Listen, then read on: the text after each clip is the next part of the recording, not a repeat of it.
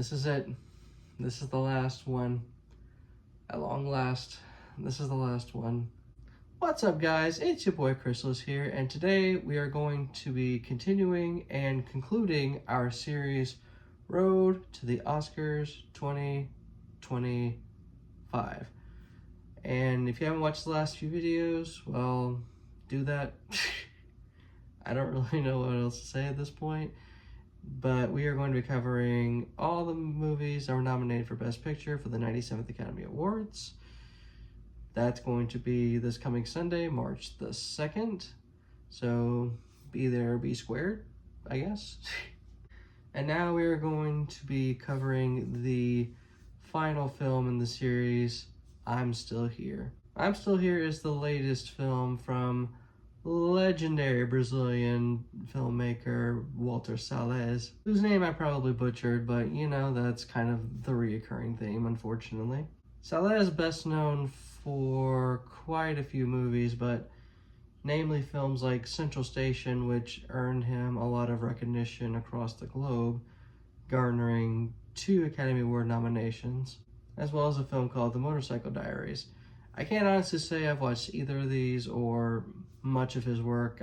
This is quite literally my first Walter Salles film, but for a lot of reasons that I will get to, I will definitely be looking more into his filmography, because I can definitely see why he is renowned as much as he is in Brazil, as well as just everywhere else. What's notable about specifically I'm Still Here is something that reminds me about when Alfonso Cuarón made the movie Roma. Not only is this a retelling of what Brazil in the 1970s following a coup d'etat was like, but it's also kind of a window in what adolescence was like for Salles. In a way, it's kind of implicit. But that's also not to take away at all from the real-life experience from the Paiva family. That is the subject of our movie. Specifically, this is an adaptation of Marcelo Rubens Paiva's memoir of the same name, where in the memoir, he goes through a lot of photos and whatnot, and learns a lot about what all was occurring with his family during this tyrannical regime. And while some people tend to think that this is kind of just a curveball that the Academy Awards decided to throw at its audience because the Fernando Torres won a Golden Globe for this movie, I like to think of this as significantly more than that. Not only does this film serve to be a warning and a retelling of what fascism looks like and what fascism will do, it's also just a film that in so many ways can go toe-to-toe with so many of its fellow nominees. Not only do I think this is probably the best foreign film of 2024 that I had the pleasure to see, but also just one of the best films of 2024, period. The storytelling for this movie reminds me a lot of an animated film about Iran called Persepolis that I do definitely recommend that you go watch if you haven't, where it's kind of in the perspective of one of the family members, and it starts out just kind of peaches and cream, but the more that the film progresses, the more alarming and dark it gets. A lot of our story is told from the perspective of Eunice Paiva, who is the mother of the family, and how after her husband, who used to be a politician, was essentially kidnapped, interrogated, and killed, she ended up needing to be the head of the household and needed to step in and protect her family. Eunice is phenomenally and impeccably portrayed by Fernando Torres, and her performance throws a wrench in, to me anyway, about whether or not Demi Moore or Mikey Madison are going to be walking away with Oscars or not. It's just that good. She is just that amazing.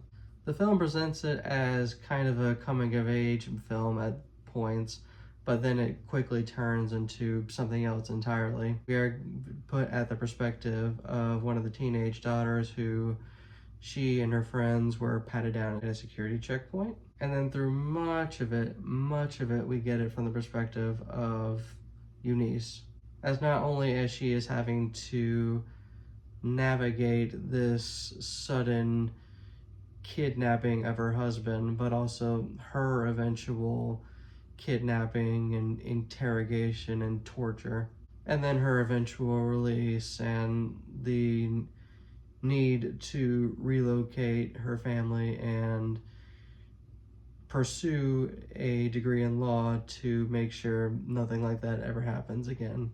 And she's just so phenomenal in this film. Like, I don't have the words for it.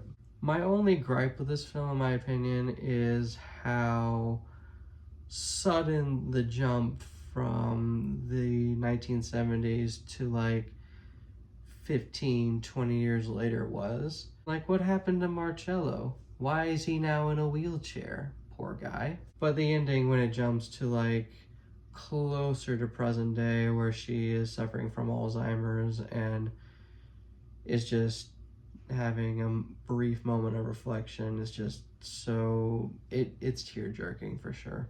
And a lot of that is greatly emphasized by just how fantastic the cinematography is as well. The film just looks chef's kiss. You can definitely tell that they wanted to go for a super vintage look, as this is a retelling of memories back in the 1970s. So having to shoot this movie in film was a must.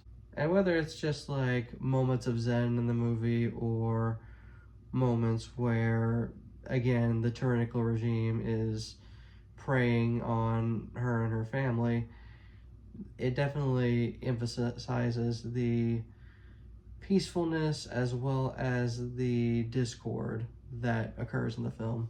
And much in the same way that its fellow nominee Nickel Boys is, it serves as a retelling of just how important it is to know your history.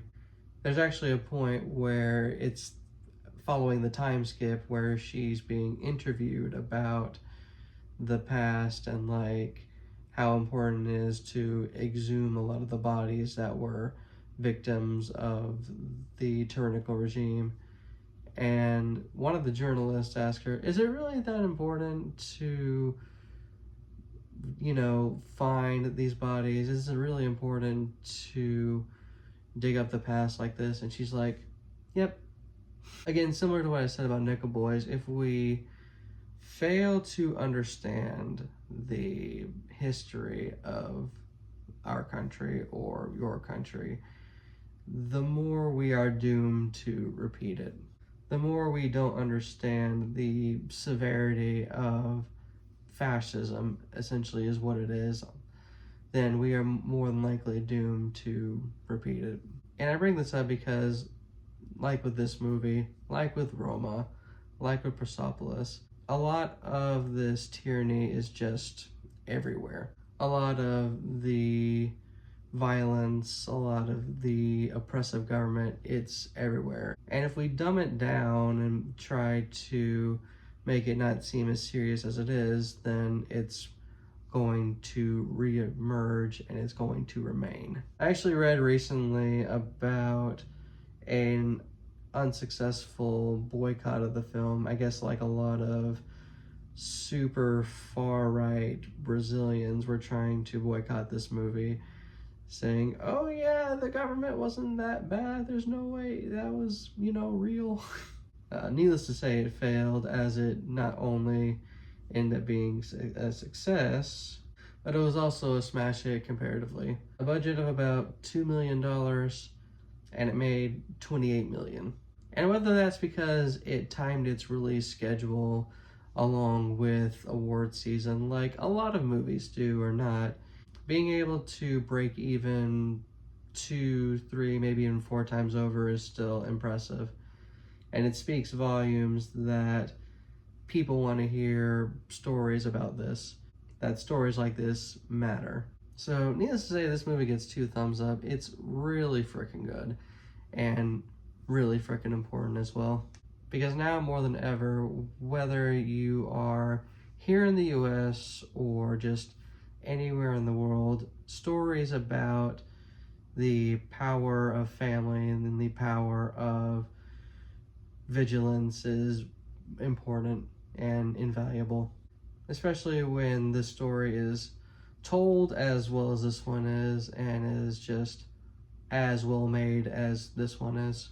But yeah, if you were able to catch I'm Still Here in theaters, what did you think of it? Because I'm pretty sure it's just still in theaters right now. Did you like I'm Still Here? Did you dislike I'm Still Here? And yep, that's about it. Oh, the series is done. The series is complete. This is your boy Chrysalis here, signing off.